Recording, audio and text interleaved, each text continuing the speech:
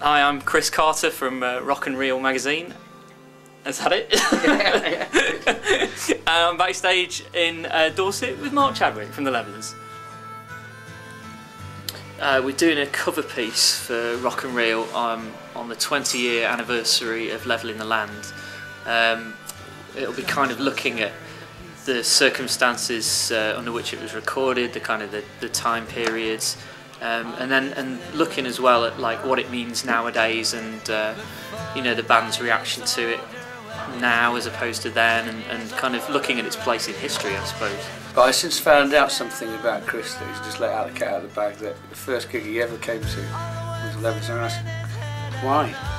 Why? Yeah. First band I ever loved, actually. It was the first band it was actually the first album I ever bought, Levelling the Land. Right. Apart from the Teenage Mutant Ninja Turtles soundtrack when I was 10. Which was better? Well, I wouldn't want to hurt your feelings.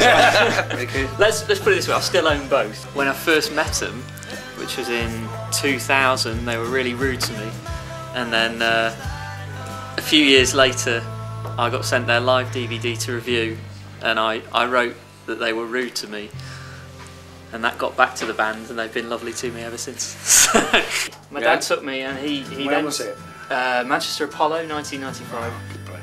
And you were wearing a kilt, I seem to remember. Right, yeah, I was wearing a dress, yeah. Yeah, my dad took me, and he liked you so much, he then took me 4 or 5 times. And they were pretty much the band that changed my life. And I think in the last few years particularly, I've become some of the messages that are in the lyrics have really started to take on new meaning for me as time's gone on. And then the sound cut out, I seem to remember, right near the end of your set. Yeah. Really? Basically, and then did everyone carry on singing? Yeah, everything dropped out apart from the monitors. You were playing Right, 4 AM, yeah. and then you sort of went, yeah, we'll back in a minute when they fixed it. And did they?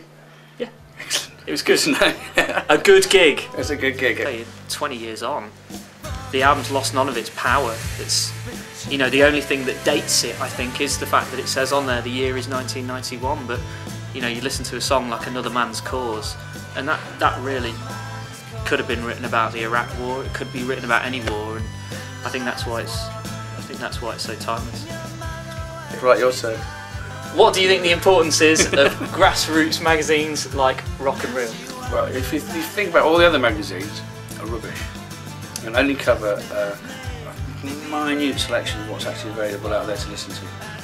And so yeah, specialist magazines like Rockin Reelin, it's not that specialist particularly in my opinion, but they do cover all the bands and all the people that don't ever get written about anywhere else in the whole media or even heard of, and provide a real service. Proper music fans to listen to, in my opinion. There you go, a service to mankind. Very good. A lot of the circumstances that were you know, relevant then are still relevant now, and it's dire from that point of view that, you know, those lyrical themes are still relevant, but they are, and I think they'll continue to be for as long as, certainly for as long as the band's around, and I think for much longer than that. I think that album in particular has become a classic